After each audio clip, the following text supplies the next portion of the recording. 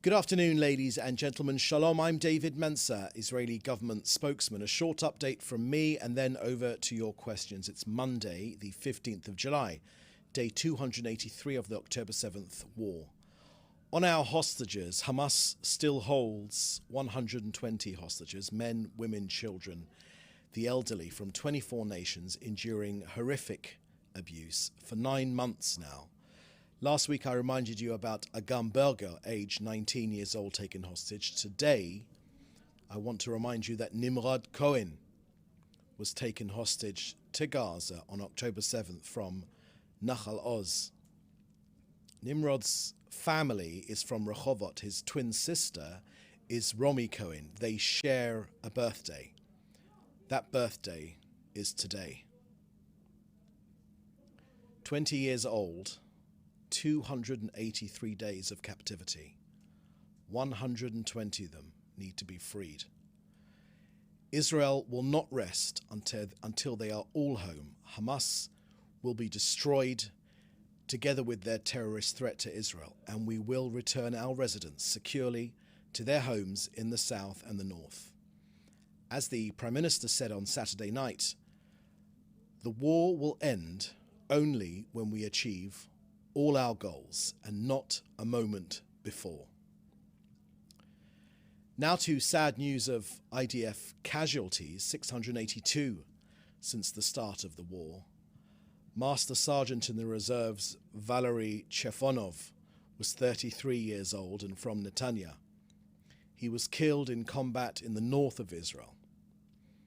There are no words of mine that can assuage the pain of their parents and their families. We embrace them and those dear families who have lost precious heroes, sons and daughters in this war for our existence. This war has exacted heavy costs from us, none more than the families of our soldiers and especially our fallen soldiers. There is still a way to go to victory. More days of fighting and difficulty await us. But as the Prime Minister said, I promise you, with unity, determination and faith in the justice of our cause, we will fight, and with God's help, we will win. May their memories be a blessing forever.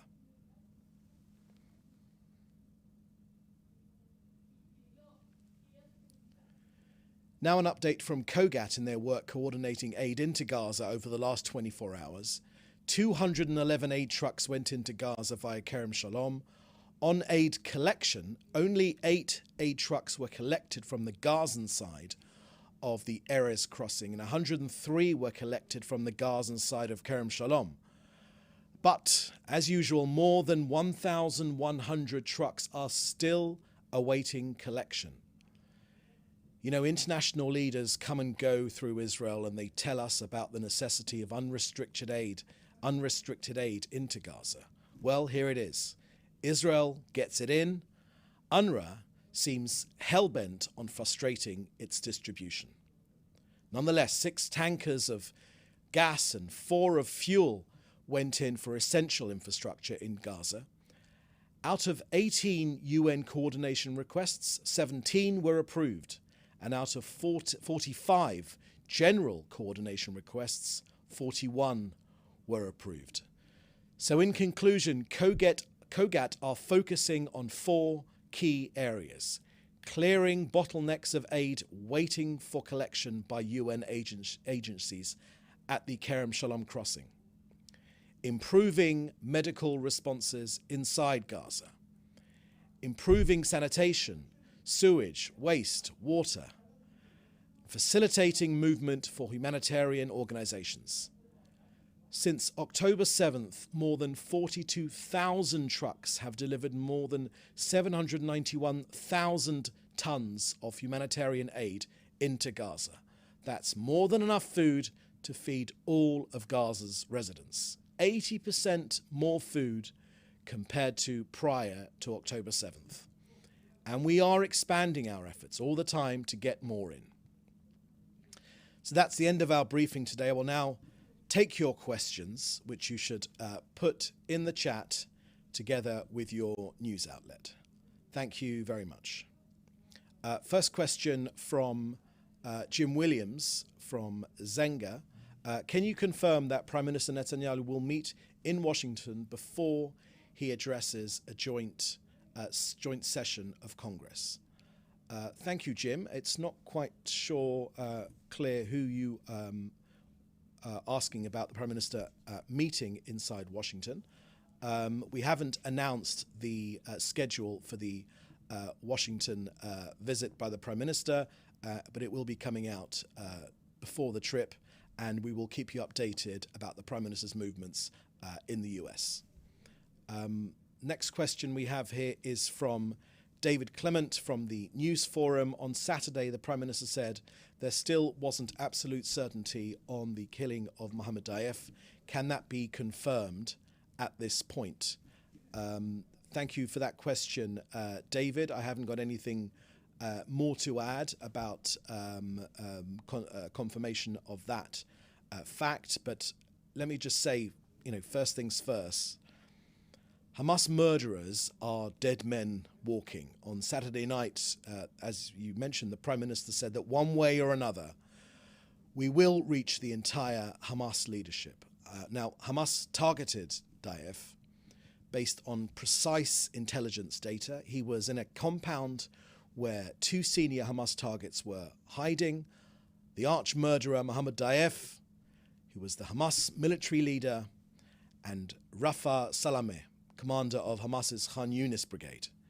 Now, Daif was hopefully, the Hamas chief of staff, the number 2 in the chain of command. It was Daif who personally planned and led the October 7th massacre and many other additional terrorist attacks. His hands are literally soaked in the blood of many Israelis.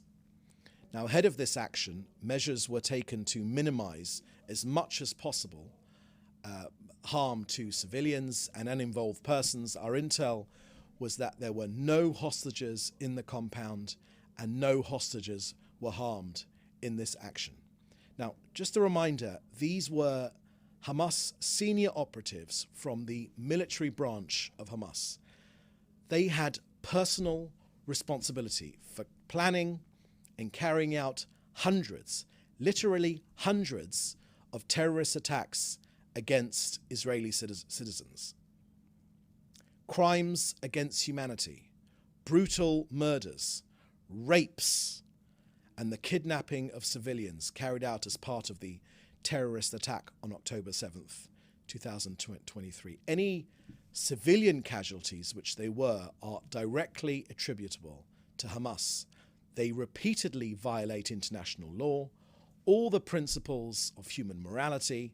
They systematically exploit civilian structures as human shields for terrorists and as cover for their terrorist actions against Israel.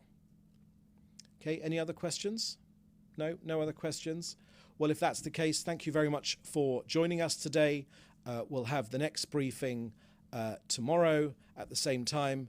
In the meantime, do please stay safe, and thank you for joining us. Bye-bye now. Thanks for watching. Drop a comment below. Don't forget to like, share, and hit subscribe to stay updated with our latest content. Until next time, stay informed and inspired. This is Dejobnik signing off.